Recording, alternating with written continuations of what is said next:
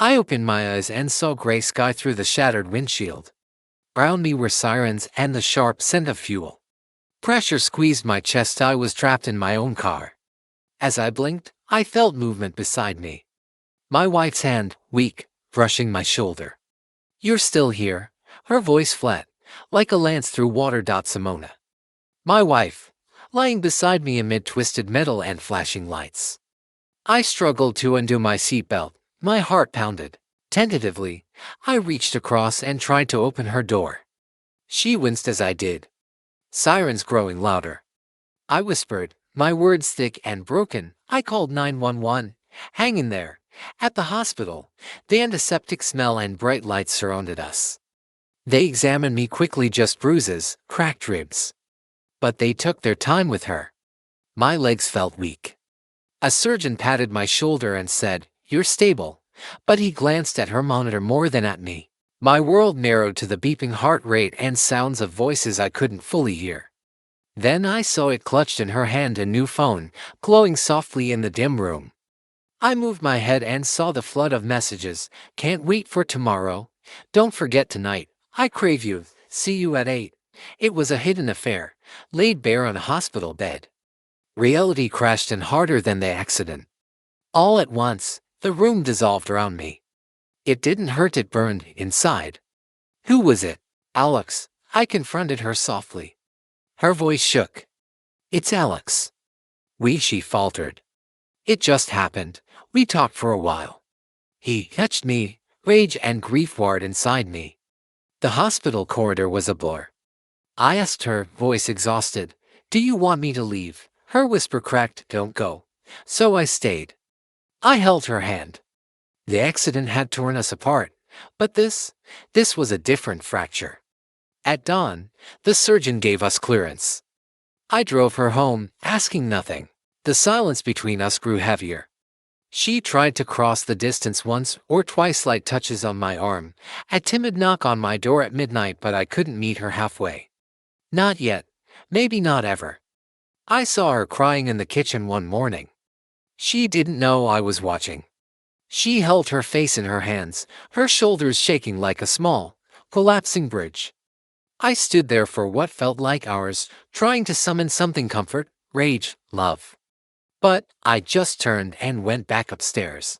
I'm staring toward something new, without fear, without secrets. I'll drive straight until I find a road that feels like home again. The days that followed were strangely quiet. Too quiet. Simona tried to act like things could return to normal, but the tension clung to everything. Her voice was softer now, her movements more hesitant, as if guilt weighed down every step. And I moved like a ghost in my own home. I went through the motions. I made coffee, answered emails, folded laundry, but I wasn't really there. My body was in the house. My mind was still in that car, still staring at her messages, still hearing her say his name. Alex. I imagined him more times than I want to admit. Tall, maybe. Confident. The kind of man who knew how to smile just the right way to make someone like her forget promises made in the dark. I hated how easily she had folded into someone else's arms. I hated that my mind wouldn't let go, but most of all, I hated that a part of me still wanted her even after everything. We didn't talk about it. Not really. A few apologies from her, quiet and clumsy. I didn't mean for it to go that far. I felt unseen, like I was fading, and he noticed me. Excuses dressed as honesty. I listened. I nodded. But every word was another drop of acid, and my trust, whatever was left of it, corroded a little more. I started sleeping in the guest room. The silence between us spoke volumes.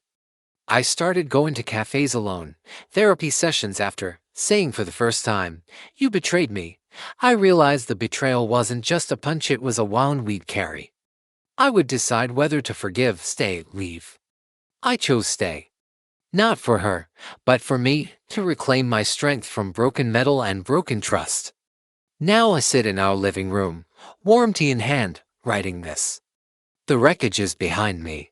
At therapy, I found my voice again. She was everything, I told my therapist. And now she's a stranger. Not just because she cheated, but because she never gave me a chance to fight for her. She made that choice without me. The therapist nodded. And what do you want now? That question haunted me. What did I want? I didn't want revenge. I didn't want her to suffer. I didn't even want her to beg me to stay. I just wanted peace. I wanted to remember who I was before betrayal sank its teeth into my chest. Before the accident. Before Alex. Before I became someone who flinched at his wife's touch. Eventually, I told her the truth. I told her I couldn't do it. I couldn't unknow what I now knew. I couldn't look at her without seeing the shadows of someone else's fingerprints. I think we broke that night, I said. And we've been pretending ever since, she nodded. She didn't fight me on it. Her eyes filled with tears again, but she didn't cry out. Maybe she knew too. Maybe she had been waiting for me to admit it so she wouldn't have to be the one to let go first. We agreed on space. Then we agreed on separation. Then, eventually, divorce. I moved into a small apartment not far from where we used to live. It's quiet. Lonely, sometimes. But also clean in a way my heart hasn't felt in a long time. I wake up in a bed that's mine. I brew my own coffee. I walk to the park and watch the trees move like they know something I don't. I started running. Rebuilding. Sometimes, she sends a text. A memory, a check-in, a photo of the dog we shared. I respond, when I can. Sometimes I even smile. But I don't open old doors anymore. I've learned that some chapters are meant to close without a sequel. And yet, I don't hate her. That surprises people. They want to hear about rage, about broken plates and slammed doors. But I've let that go. Hate is still a way of holding on, and I don't want to hold on anymore. She made a mistake. A brutal, unforgettable one. But I made choices too. I let things slide. I ignored the distance growing between us. I assumed love would carry us through anything. I was wrong. The truth I learned in that wreckage wasn't just about her. It was about me. About how fragile love really is. About how easily it can be replaced. And how, even in our darkest moments, we still have the power to choose who we become after the breaking. So I chose healing. I chose to be alone rather than feel alone with someone else. I chose to forgive her in silence, so I could finally speak to myself with honesty. Maybe that's what love is, in the end, not just clinging to someone when it's good, but knowing when to let go when it's not. And maybe the most honest thing I've ever done is walk away not from her, but from the version of myself that needed her more than I needed peace. It's been 3 years. Sometimes it feels like it's only been weeks. Other days, like it happened in another lifetime entirely. Time has a strange way of folding in on itself when you're healing, when every scar has its own calendar. I don't think about Simona every day anymore. But she still visits me in memories. Not the betrayal, not anymore, but the good things. Her laugh when she was half asleep. The way she used to hum in the shower without realizing. The quiet way she touched the side of my face when she needed comfort. Those pieces of her still live somewhere inside me, but they no longer hurt. They're soft now. Faded like old photographs. Sometimes, I wonder where she is. If she's still with him. If she ever found what she was looking for. If she wakes up beside someone who knows everything and still chooses her. I hope she does. I hope she's okay. I no longer wish pain on her, I just wish distance. I never reached out again. She stopped messaging after a while too. That was mercy. Some stories don't need epilogues. As for me, I kept going.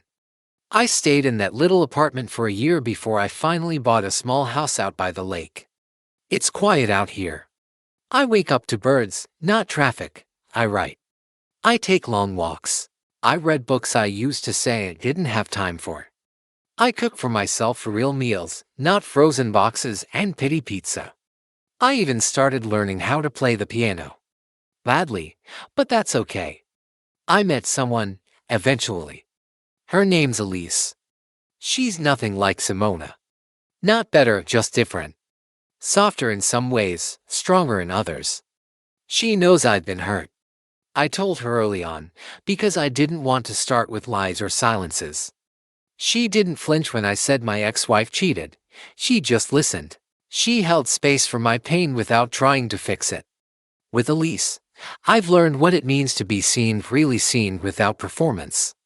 I've learned to speak up when I feel small, to ask for what I need instead of hoping it's guessed. I've learned that healing doesn't mean forgetting, it means loving again without bleeding on the innocent. We don't talk about the future much, not yet. We're still learning each other's shapes, moods, histories. But I feel something steady with her, something that doesn't rely on illusions. I'm not chasing validation anymore. I'm not waiting for the other shoe to drop. Some nights, I sit on my porch with a cup of tea, watching the light fade across the water. The stillness is not lonely anymore. It's sacred.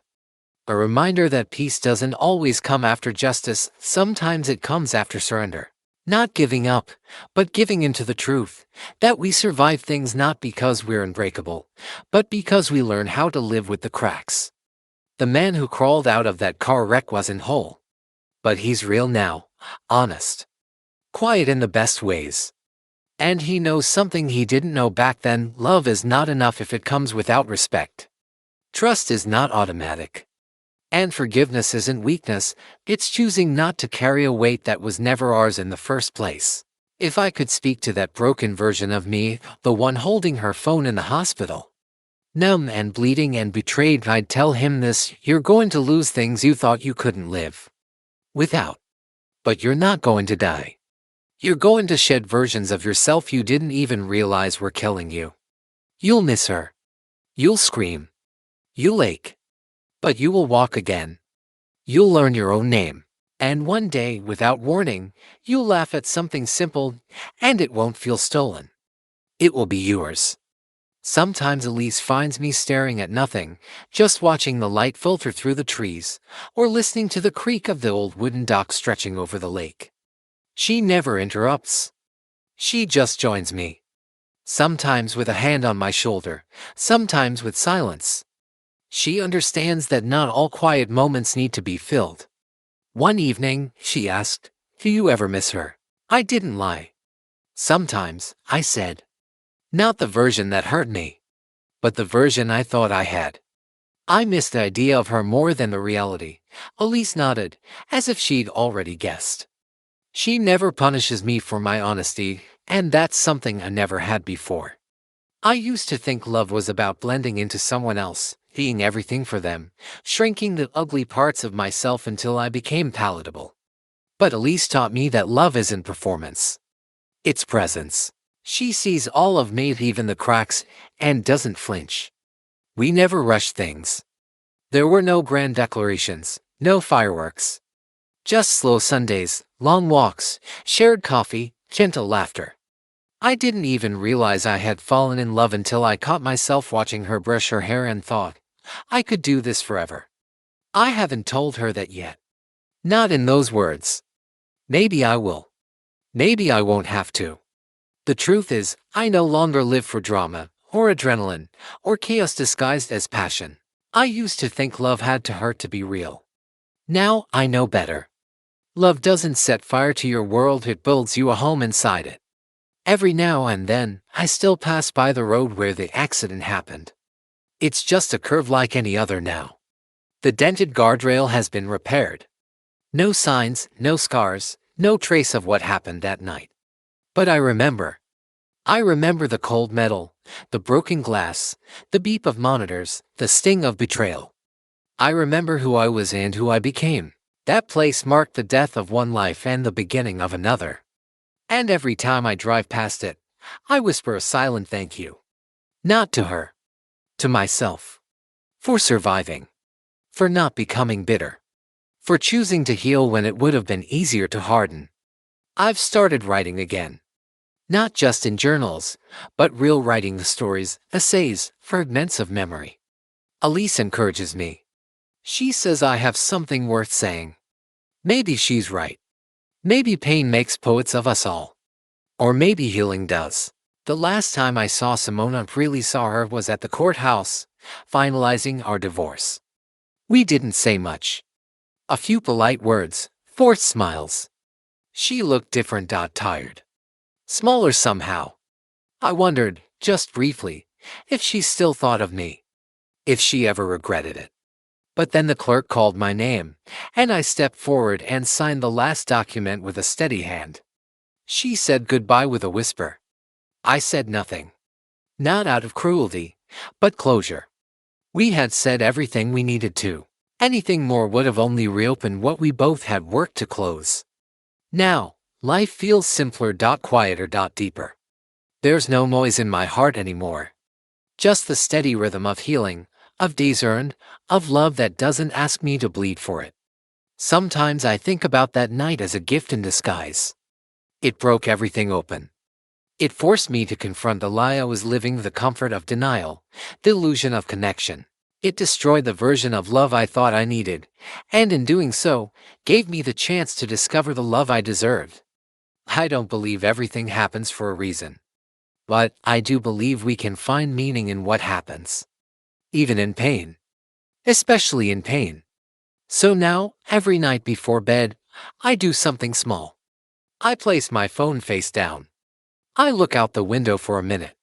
I remind myself of one good thing that happened that day, a smile, a joke, a moment of ease. I hold it like a stone in my palm, solid, real. Proof that I'm here, alive, healing, whole. And then, I let go. Because I no longer carry ghosts. Only gratitude. This morning, I found a letter tucked beneath my front door. No name on the envelope, just my first initial in familiar handwriting. My breath caught for a second, not out of fear, but recognition. I didn't need to open it to know who it was from. But I did anyway. Her words were short. Not dramatic. Not begging. Just real. I don't know if this will reach you kindly, or if it even should. I just wanted to say, I'm sorry. For everything. You didn't deserve what I did. I hope you've found peace. I think you have. S. I sat there with the letter in my hand for a long time. There was no bitterness. No sadness. Just a strange, unexpected warmth, the kind that comes from knowing the past no longer has its claws in you. I didn't cry. I didn't feel anger. What I felt, more than anything, was gratitude. Not for her, but for myself. For the version of me that didn't let that letter break me open again. For the version of me that could read it, smile softly, and tuck it away without needing to respond. Elise found me an hour later, sitting on the back steps with my coffee. She sat beside me, thigh brushing mine, and looked at the paper still in my hand. She didn't ask. I handed it to her anyway. She read it in silence, then gave it back. You okay? She asked. I am, I said. And I meant it. There's something beautiful about being able to face your ghosts without trembling. To see the wreckage of what once was and feel no need to pick up the pieces.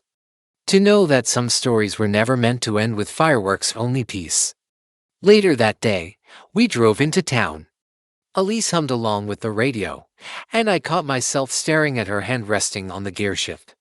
I remembered when that simple intimacy, being close to someone again, felt impossible.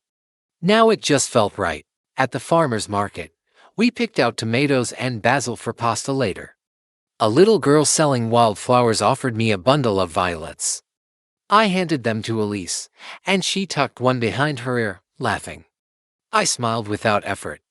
Just ease. There was a time I thought I'd never feel this again. Connection. Safety. Lightness. There was a time I thought I'd never trust again. But here I am. Not in some fairy tale. Not in a storybook romance. Just in real life. Imperfect, ordinary, beautiful. I know life will change again. Nothing stays still forever. But I'm not afraid of change anymore. I've learned how to lose and still remain whole. I've learned how to love without losing myself in the process. I've learned that healing is not linear, but it is possible, if you let it happen on its own terms. And so, if you're where I was, broken, betrayed, sitting in the dark wondering if you'll ever feel whole again. I want you to know this: you will. It won't happen quickly. It won't happen cleanly. But it will happen. One choice at a time. One morning at a time. One breath at a time. Until one day, you wake up, look around, and realize, this is mine. This peace, this life, this quiet joy, it's mine now. And no one can take it from you again. It's strange how the heart remembers what the mind has long filed away. A certain smell in the air of summer rain on warm concrete, and I'll be back there, just for a moment. The way her voice rose when she was excited. The color of her nail polish the day we signed the lease on our old apartment. The way our laughter once filled a room without effort. But memory doesn't hurt like it used to. Now, it just passes through me, like a warm breeze in an empty hallway. The difference is that I no longer chase it down. I let it pass. Grief isn't something you conquer. It's something you befriend. Like an old scar you no longer wince at when you catch your reflection. Like a song you once avoided that now plays and simply fades. The truth is, healing isn't about being untouched.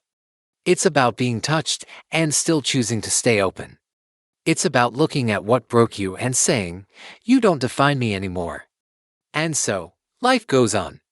Elise and I eventually moved into a new place a little farther from town, closer to the trees. A garden out back, a hammock between two old oaks, a kitchen that smells like garlic and red wine on Sundays. It's not loud love. It's not dramatic. It's not marked by highs and lows. It's steady. And I've learned to love the steadiness. To trust the calm. She paints, I write. Sometimes we do nothing at all. But even the nothing feels full now. We still fight, like all couples do. But it's different. We argue with intention, not destruction. We both know what it means to be wounded and what it means to be careful with someone else's heart. I never expected a second beginning. And I certainly didn't expect to find joy again so quietly. But that's how it arrived. Not with fireworks, but with softness. A cup of coffee on a rainy morning. Fingers grazing mine as we pass in the hallway. The way she waits, not to be right but to understand. And the way she holds space for me, even now, when I fall quiet without warning, when old memories rise like mist. She never asked me to explain. She never tries to compete with ghosts. She simply stays. That's love, I think. Not being someone's everything, but being someone's safe thing. I don't know what the future holds. None of us do. Maybe that's the point. But I know that whatever it brings, I'll face it whole. Not because I was never broken, but because I was, and I healed anyway. Because I chose to stay soft when bitterness beckoned. Because I chose peace over pride. Because I let go of what I once clung to and found something even better in return. And maybe, just maybe, the wreckage wasn't the end of me. Maybe it was the beginning of a better version, of a fuller life, of a deeper love. And maybe that's the story I'll carry forward now, not the one about betrayal, or pain, or loss, but the one where I chose myself, and finally, beautifully, found my way home.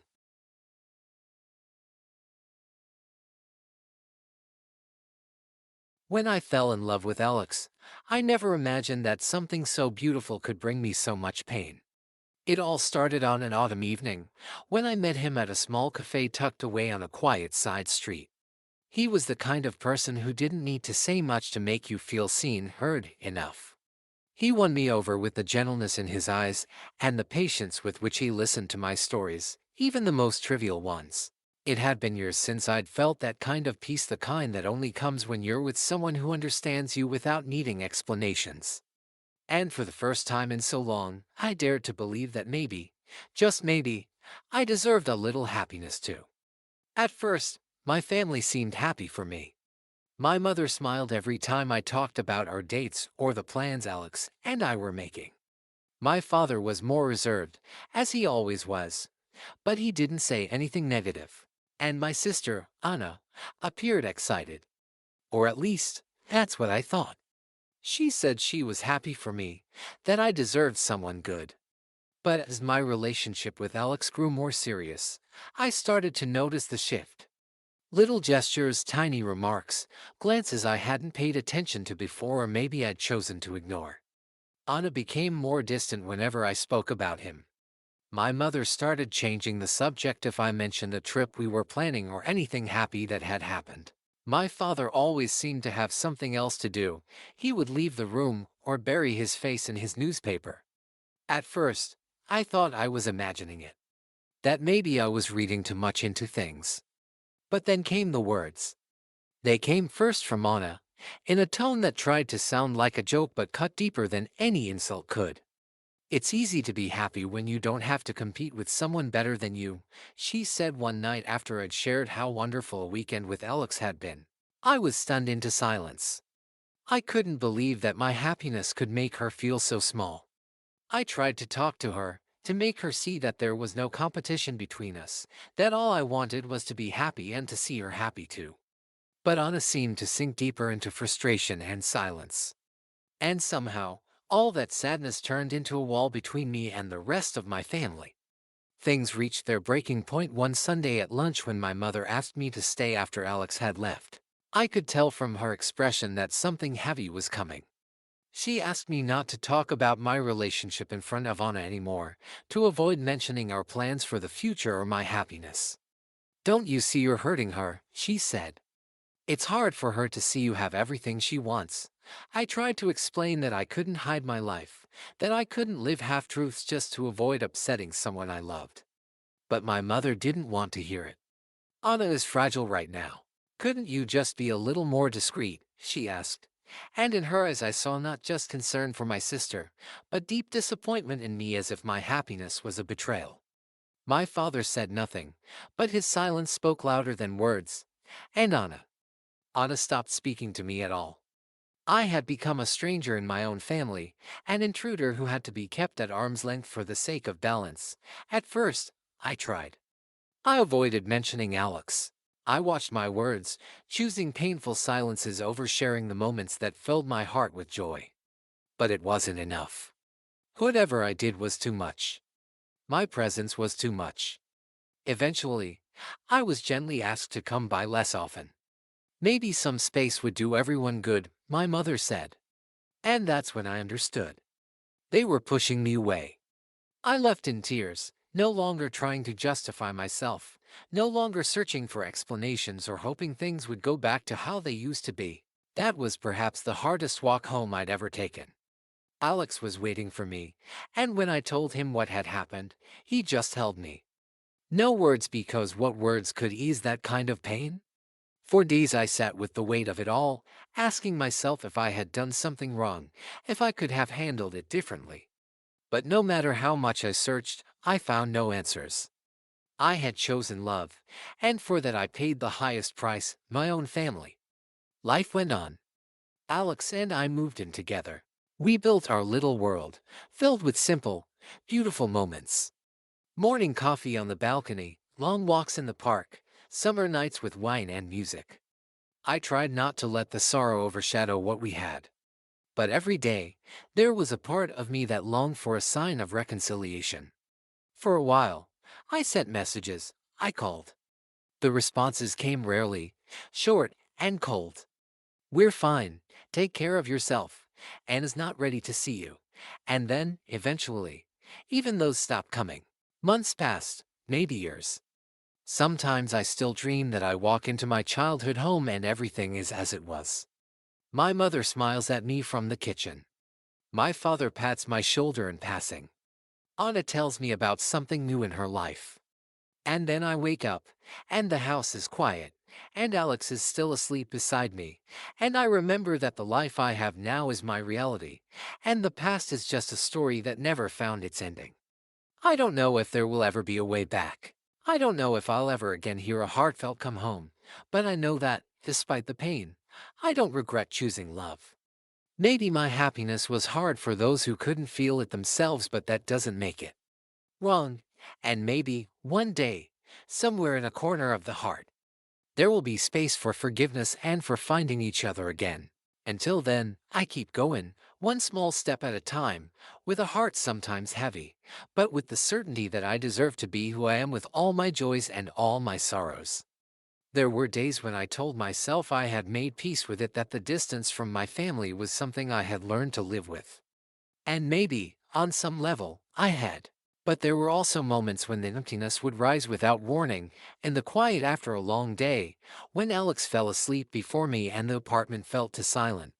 Or during holidays when I saw other people post pictures with their parents, their siblings, laughing around crowded tables. I'd scroll past those images quickly, as if that could stop the ache from growing. But it never really worked. The ache was always there, somewhere beneath the surface. Alex never pressured me to talk about it. That was one of the things I loved about him. He knew when to just be there without asking for explanations I didn't have the strength to give. But sometimes, late at night, I would tell him bits and pieces. I'd describe how Anna used to be, before everything changed. How we'd stay up late as teenagers, whispering secrets, dreaming of futures that felt so far away. How, when I got my first heartbreak, she was the one who made me tea and sat with me while I cried. It felt so far removed from the woman who now wouldn't return a text, who seemed to see me only as a reminder of everything she thought she'd lost. I tried, more than once, to find ways to bridge the gap. I sent on a letter once handwritten, because I thought maybe it would feel more personal, more real. I poured my heart into that letter, telling her how much I missed her, how much I wished things could be different. I didn't talk about Alex, or about my life now. I focused only on us, on what we had before. I never heard back. I don't know if she read it. Maybe she did, maybe she didn't.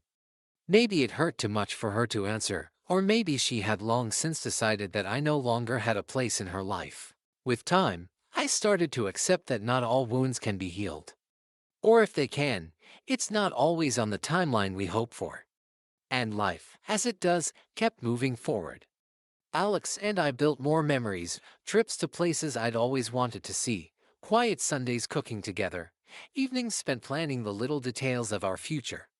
We talked sometimes about getting married, but always gently, carefully. I think he sensed, as I did, that the idea of a wedding felt bittersweet to me now because I couldn't imagine standing at an altar without my family there. I couldn't picture a celebration that didn't include my mother's careful fussing over flowers or Anna's teasing about whatever dress I'd choose. And yet, despite the sorrow that clung to certain thoughts, I also knew that my life was good. That I was lucky, in so many ways. I had someone who loved me deeply, who saw me, who stayed. And I had learned, through pain, how strong I really was. There's a kind of strength that comes from rebuilding yourself after losing what you thought would always be there. From waking up every day and choosing to keep going, to keep loving, even when part of your heart feels like it's missing. One spring evening, out of nowhere, I got a message from Anna. Just a few words, "I hope you're okay." That was it. No explanations, no apologies, no reopening of doors I'd long believed closed for good. But it was something. And when I saw it, my hands trembled, and my chest ached in that familiar way that grief does, but mixed, this time, with a spark of hope. I didn't know what it meant, or if it meant anything at all. But I wrote back, "I think of you often. I'm here, whenever you're ready." I didn't hear from her again after that, at least not right away. But those few words she'd sent lived in me, a reminder that maybe, just maybe, nothing is ever truly final. That even the deepest rifts might one day begin to mend, not because we force them to, but because time has softened what once felt sharp and unbearable. Now, when I think of my family, I try not to dwell on the loss. I think instead of the good that was, of the love that shaped me, of the parts of them I carry with me still. I don't know what the future holds. I don't know if there will ever be reunions, or tearful apologies, or shared holidays again. But I do know this: I will keep my heart open. I will keep choosing love. Because in the end, that is what saved me. And that is what will guide me, wherever the path leads next. The message from Anna stayed with me like a small light in a dark room. I didn't know what, if anything, would come of it. Days turned into weeks, weeks into months. Sometimes I'd look at my phone in quiet moments, half expecting another message, half dreading it. But nothing came. And so I went on with my life, holding that fragile thread of hope gently, careful not to pull too hard on it. Alex and I grew stronger together, and though the ache of my family's absence never fully left me, it softened over time. We decided to get married quietly. No big wedding, no grand announcements. Just the two of us, standing together on a hill at the edge of the city, with the wind in our hair and vows spoken so softly that only we could hear them. It was simple, it was honest, and it was ours. I wore a dress that made me feel like myself, not a princess or a bride out of a storybook, just me, standing beside the man who had chosen me, and whom I had chosen in return. We told no one at first. It felt too sacred, too personal, to share. But eventually, I sent a photo to my mother, just one. No caption, no explanation. I didn't expect a reply. But to my surprise, I got one. It was short: "You look beautiful. I hope you're happy." And for the first time in a long time, I cried, not out of grief, but out of something gentler. A kind of release. A small crack in the wall that had stood between us for so long. Life settled into a rhythm after that. Work, home, the small rituals that make up a shared life: morning coffee, evening walks, lazy Sundays. And then, one autumn afternoon, as the leaves turned gold and the air smelled of wood smoke, I found out I was pregnant. I hadn't known how I would feel if that day came. I'd been afraid of it, in a way, not because I didn't want it, but because I wasn't sure how to carry both the joy of a new life and the sorrow of what was missing. But when I saw Alex's face, the wonder in his eyes, the way he touched my hand as if I might break, all that fear fell away. I knew we would be okay.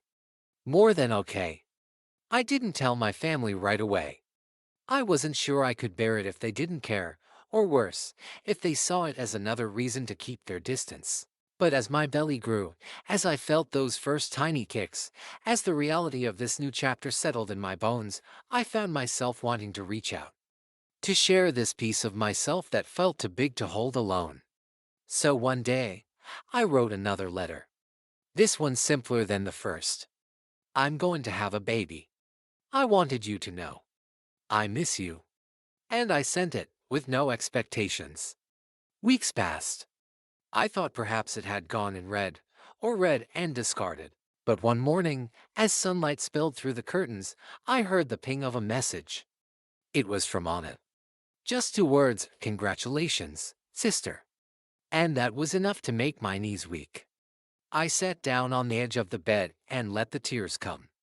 Tears for the years lost, for the words unsaid, for the fragile hope that maybe, just maybe, we could find our way back to one another. In the months that followed, the messages came more often. Careful at first, like testing the ice after a long winter. Then warmer, steadier. She asked how I was feeling. She sent me a picture of a tiny sweater she'd wear upon, though she didn't say if it was for my baby. But I knew. And my mother wrote too, not much, but enough. Little check-ins. A recipe for soup when I caught a cold. A note to say she was thinking of me. And so, slowly, the distance began to shrink. Not erase, nothing so simple as that.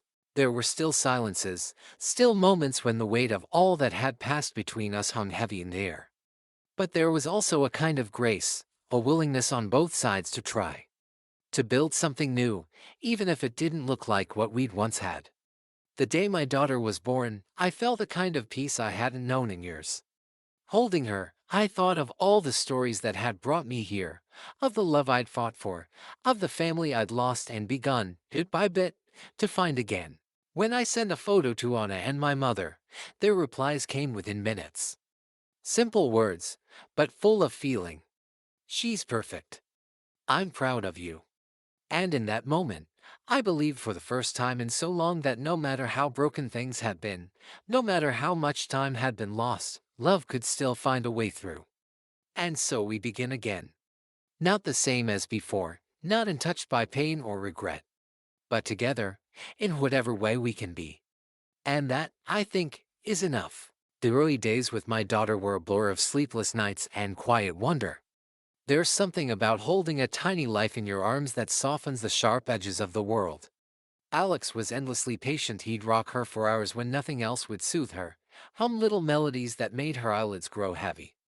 And in the quiet moments, when she was finally asleep, we would sit together, exhausted and amazed, marveling at how this small person had changed everything.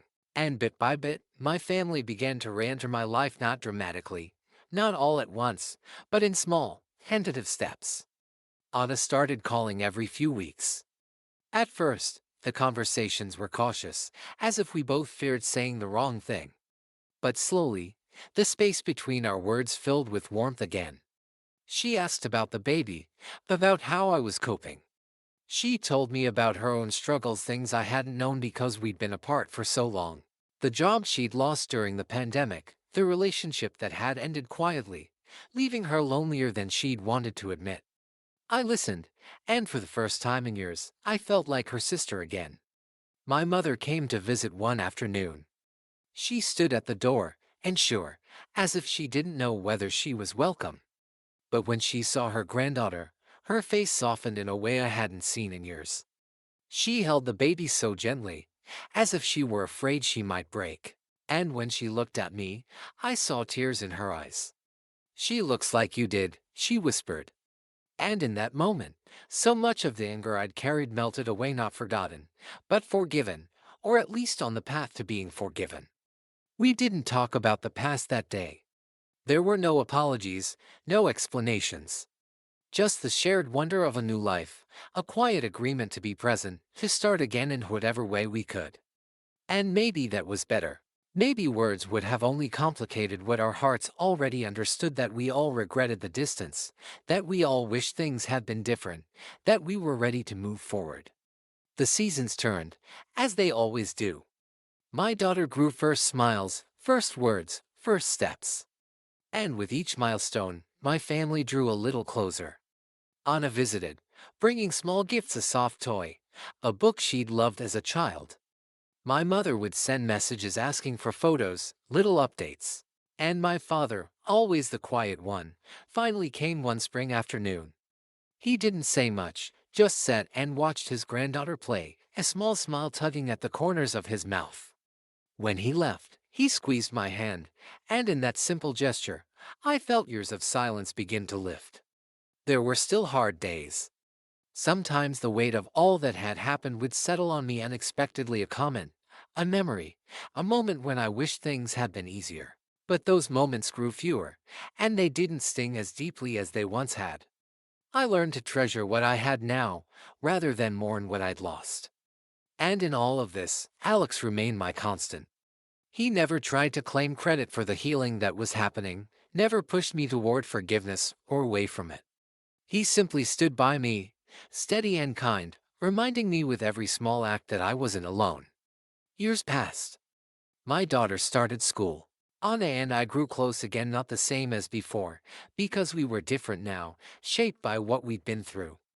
But close in a new, truer way, one that came from understanding the fragility of love, the importance of holding it carefully.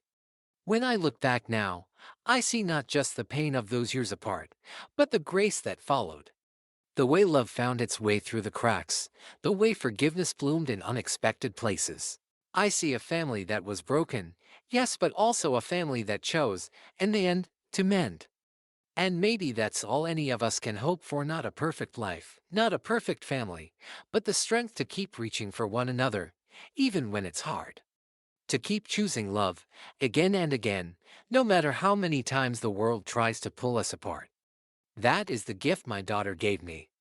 That is the lesson I will pass on to her, that love is worth fighting for, even when it hurts.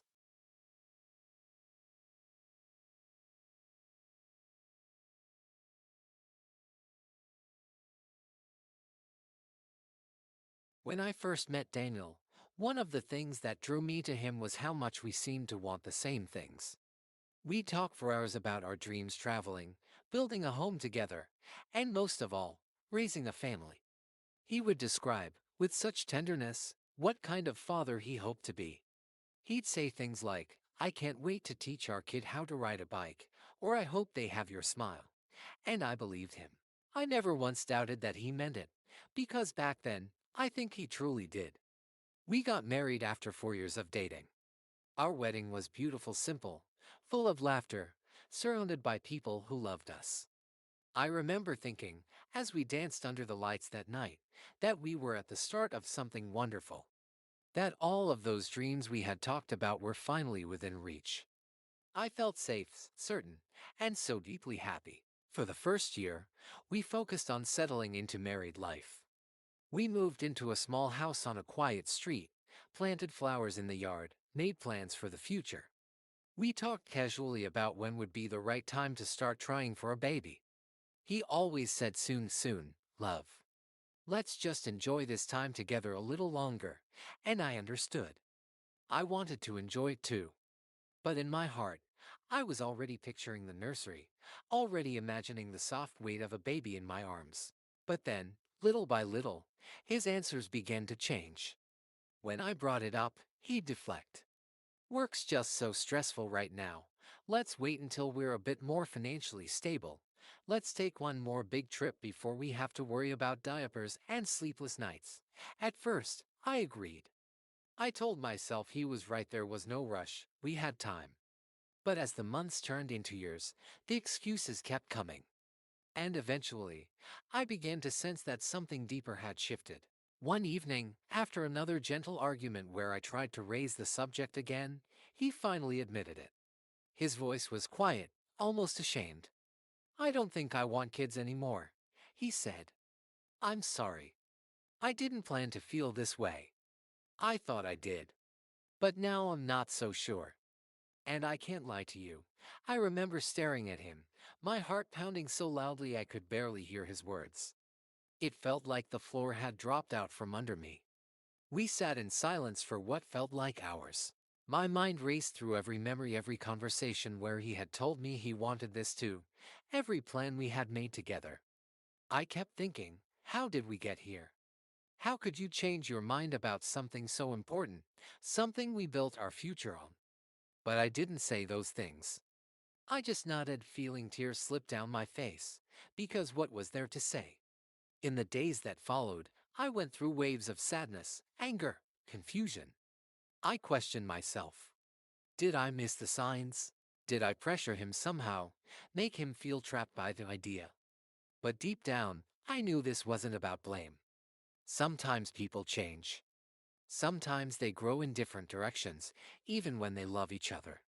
And I knew Daniel still loved me. That made it harder, in a way. Because love wasn't the issue.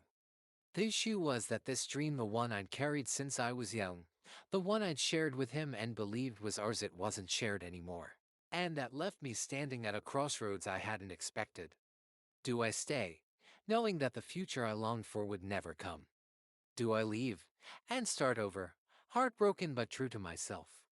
We tried for a while to find a middle ground. We went to counseling. We had long, tearful conversations late into the night. He even said, once, if it means that much to you, maybe I can try, but I saw the fear in his eyes when he said it. And I couldn't do that to him, or to a child. I didn't want a reluctant father. I didn't want to bring a baby into the world hoping it would fix something broken between us. In the end, we made the hardest decision of our lives. We parted, not out of anger or betrayal, but because we owed it to ourselves to live honestly. I still love him, and I think part of me always will. But I also know I deserve the chance to have the family I dream of. And he deserves to live a life that feels right to him, without guilt or resentment. It's been a year since we said goodbye. Some days, the sadness hits me like a wave, unexpected and overwhelming. Other days, I feel hopeful, imagining that somewhere ahead, there's a future waiting for me that will feel whole again. I'm learning to let go, to trust that I'll find my way, even if the path looks different from what I once pictured. What I know now is this: love is not always enough. But honesty, kindness, and the courage to choose what's true, that's what helps us heal. That's what helps us begin again. The months after Daniel and I parted felt like wandering through a fog I didn't know how to clear. The house we'd shared felt too big, too quiet. I found myself avoiding certain rooms, the one we had talked about turning into a nursery, the kitchen where we'd spent mornings planning our future over coffee. I packed away reminders of our life together gently, not out of anger, but because it hurt too much to see them every day. The photos came down from the walls. The books and keepsakes we'd collected found their way into boxes I wasn't ready to open. It felt like saying goodbye twice, once to him, and once to the life we'd imagined. But in that quiet, I began to hear my own voice again. At first, it was hard to know what I even wanted. So much of my identity had been tied to us, to the dream of being a wife and mother, that I didn't know who I was outside of that. But slowly, gently, I started to rebuild. I spent more time with friends I'd drifted from during those intense years of marriage. I joined a local book club, signed up for yoga, and started volunteering at a community center on weekends. These weren't grand gestures, they didn't erase the ache, but they gave shape to my days. And they reminded me that there was more to me than the role I'd longed for. And then came the question I had been quietly avoiding: did I still want to be a mother? The answer, when I let myself feel it fully, was yes. Fiercely, deeply, unshakably yes. The dream hadn't left me, even if the person I'd planned to share it with had. But the path to that dream felt uncertain. Would I meet someone else? Could I build a family on my own? I didn't have the answers yet, but I knew I had to try. I owed that much to myself. I began exploring what that could look like. I spoke to a counselor who specialized in single parenthood and alternative paths to becoming a parent. I started researching adoption, foster care, and assisted reproductive options. Each possibility felt overwhelming at first, but also full of hope. It was as if a door I thought had closed forever was, in fact, still open, just leading to a different kind of future. There were moments of doubt, of course. Nights when I lay awake wondering if I was strong enough to do this on my own. Times when I missed Daniel so much it physically hurt, not because I regretted the choice we made, but because letting go of love is never easy. But with each step forward, the sadness loosened its grip, and the hope grew stronger. One spring morning, I visited a local agency to learn more about adoption. The woman who met with me had kind eyes and listened without judgment as I shared my story.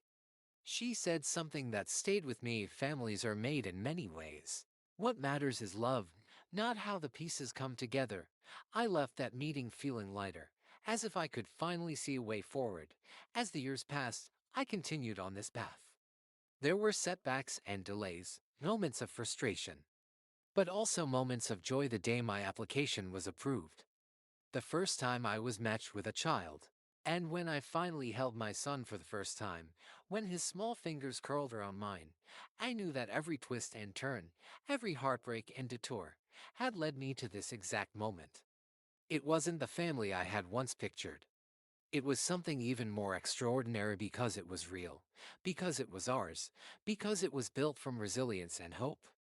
Sometimes, in quiet moments, I think of Daniel. I hope he found peace, that he built a life that feels right for him. I don't regret our time together. He taught me so much about love, about honesty, about the courage it takes to face hard truths. And I hope in some way, I helped him too. Now, when I look at my son's face, when I hear his laughter fill the house that once felt so empty, I feel grateful. Grateful for the journey, however painful it was. Grateful for the chance to become the mother I always hoped to be. Grateful for the reminder that sometimes, life's most beautiful chapters are the ones we never planned. Life as a single mother was both harder and more rewarding than I had ever imagined. The sleepless nights, the endless laundry, the constant balancing act between work and parenting, it tested every ounce of my strength. But there were moments, quiet and ordinary, that made it all worth it. The way my son's face lit up when I walked into the room, the sound of his laughter echoing through the house, the tiny hands that reached for mine. Those moments stitched up the cracks in my heart, reminding me why I had chosen this path. I found a rhythm, imperfect but steady. Friends who had stood by me grew even closer, their support a lifeline when exhaustion threatened to overwhelm. And though there were times when I felt utterly alone, when doubts crept in, Whispering that I couldn't do this, I reminded myself that love had brought me here. That love would carry me forward. Years went by, and with each birthday candle blown out, I saw my son grow into a curious, kind-hearted boy. School brought new challenges and joys. I cheered him on at soccer games, helped with homework, and tucked him in with stories every night. He was my greatest adventure, the living proof that dreams can take unexpected forms and still be beautiful. One day, unexpectedly, I heard from Daniel. It was a simple message, just a few words, but it stirred a mix of emotions I wasn't prepared for. He wanted to meet, to talk. Part of me hesitated, afraid of reopening old wounds. But another part, a part that had healed and grown, wanted to see him, to close the circle in a way that felt whole. When we met, yours had softened the edges of our past. We spoke honestly, without blame or regret. He told me about his life, about the struggles he faced, the lessons he learned. And I shared my journey, the heartbreak, the hope, the family I'd built on my own. There was sadness, yes, but also gratitude. For the love we had shared. For the courage it took to part ways. For the way those choices had led us both to where we were meant to be. We agreed to keep in touch, to be a part of each other's lives in a new way, friends who had once been lovers, linked by history and respect. And as I watched him walk away that day, I realized something important. Love doesn't always look like the fairy tales we grew up with. Sometimes, love is letting go. Sometimes, love is choosing happiness for the other person, even when it means your paths diverge. Looking back now, I don't regret any of it. Daniel and I were a chapter in each other's stories, and that chapter was full of truth. My story continues, written with the hands of a mother who found strength in loss and hope in new beginnings. And I know the pages still ahead will hold surprises, joy, challenges, love in forms I can't yet imagine. Because that's life. Messy, unpredictable, painful, and beautiful all at once. And through it all, I'm learning to embrace it, one day at a time. As my son grew older, so did the challenges of parenting. There were moments of triumph: his first day of school, his first autumn math test, the time he stood up for a friend who was being bullied. And there were moments that tested my patience and strength: tantrums, teenage mood swings, the inevitable arguments over homework or curfews. But through it all, I learned that love isn't about perfection, it's about showing up, even when it's hard, and choosing connection over frustration. Sometimes, I caught myself thinking about how different my life would have been if Daniel and I had stayed together. Would our son have had two parents under the same roof? Would the journey have been smoother? But those thoughts never lasted long, because I knew the truth: the life I had built was real, and it was enough. My son had what mattered most: a mother who loved him fiercely, a home filled with laughter and safety, and the freedom to be himself. Along the way, I also found myself opening up to love again. It wasn't something I sought out, it came quietly, unexpectedly. A friendship that deepened, a connection that grew into something tender and true. My new partner wasn't Daniel, and that was okay. He brought a different kind of joy into my life, one that complemented the love I had for my son and the strength I had discovered in myself. Blending our lives wasn't always easy. There were moments of awkwardness, moments when my son tested the boundaries of this new relationship, moments when I worried if I was doing the right thing. But step by step, we found our rhythm. My partner never tried to replace Daniel. He honored the past while building something new with us. And for the first time in a long time, I felt whole. Looking back, I realized that the story of my family isn't a straight line.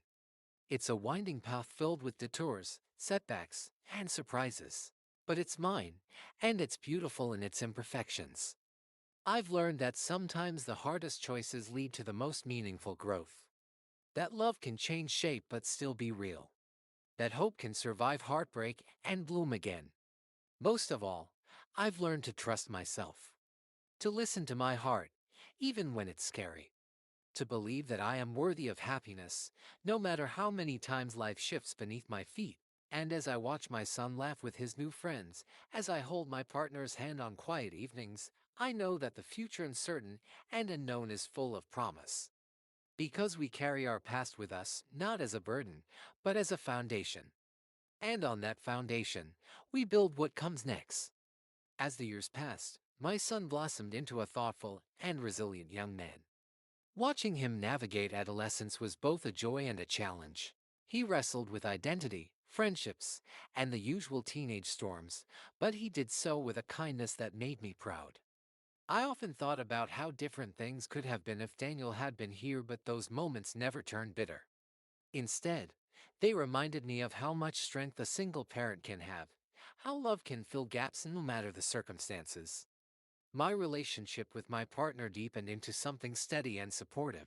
He wasn't perfect, no one is, but he showed up with an open heart and a willingness to understand the past that shaped me. We learned how to communicate, to blend our lives carefully and respectfully. There were awkward dinners, misunderstandings, and occasional moments of jealousy, but we faced them together. And through it all, I felt a sense of peace I hadn't known in years. One afternoon, my son and I sat on the porch, watching the sun dip behind the trees. He turned to me and said, "Mom, I know things weren't easy growing up, but I want you to know I'm really grateful for everything you did for me. You're my hero." My chest swelled with a mix of pride and humility. I wanted to tell him that he was my greatest teacher, that he had taught me more about love and courage than anyone else ever could. Instead, I just pulled him close and held him tight. There were still moments when I felt the old wounds flare, when memories of Daniel and the life we could have had crept in unexpectedly. But I no longer felt trapped by those feelings. They were part of my story, yes, but they didn't define me. I had rewritten the ending in a way that honored both the past and the present. And then, one day, out of the blue, I received a message from Daniel again. This time, it was different, not filled with longing or regret, but with a quiet hope. He wanted to meet my son, to build a bridge, if only a small one, across the years and distance that had separated us.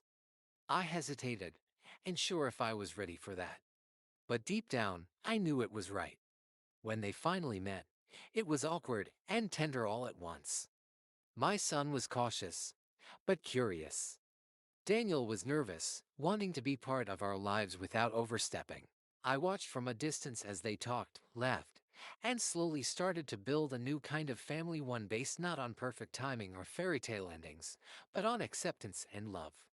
In that moment, I realized something profound: families don't have to look like the ones in storybooks. They can be messy, complicated, imperfect. But if there's love and respect, if there's honesty and a willingness to try, they can be enough. More than enough. I've come to understand that my story isn't about losing what I thought I wanted. It's about finding what I truly need. It's about resilience, forgiveness, and the courage to keep loving, even when the path is uncertain. And as I look at the life we've built, at the laughter in our home, the bonds that have formed, the love that continues to grow, I know that I'm exactly where I'm supposed to be. Not despite the hardships, but because of them. As the seasons changed, so did the dynamics of our family. The meetings between Daniel and my son became more frequent, and slowly, an uneasy but genuine bond started to form. It wasn't always easy. There were awkward silences, moments of misunderstanding, and the occasional clash of expectations. But beneath it all, there was a mutual respect growing, a desire to be part of each other's lives in a way that felt honest and kind. I watched my son navigate this new relationship with surprising grace. Sometimes he'd call me after seeing Daniel, excited to share a story or ask a question. Other times, he'd be quiet, processing feelings that only teenagers can fully understand. I tried to be patient, to hold space for whatever he needed, reminding him that it was okay to feel conflicted. After all, family isn't always simple. My partner stood by me through it all, his support unwavering. He never tried to replace Daniel or compete for attention. Instead, he carved out his own place in our family's story, a steady presence, a friend, a partner who loved both of us. I realized how lucky I was to have someone who understood the complexities and didn't shy away from them. One evening, as I tucked my son into bed, he looked up at me and said, "Mom, I think I'm starting to understand what family really means." It's not about perfect plans or who's there all the time. It's about who loves you and shows up, even when it's hard. His words hit me deeply. In that moment, I felt a profound sense of peace. The dream I'd once held so tightly to have a perfect family had transformed into something richer and more real. Life continued to unfold with its usual mix of joys and challenges. There were graduations, birthday parties, late-night talks, and quiet moments of reflection.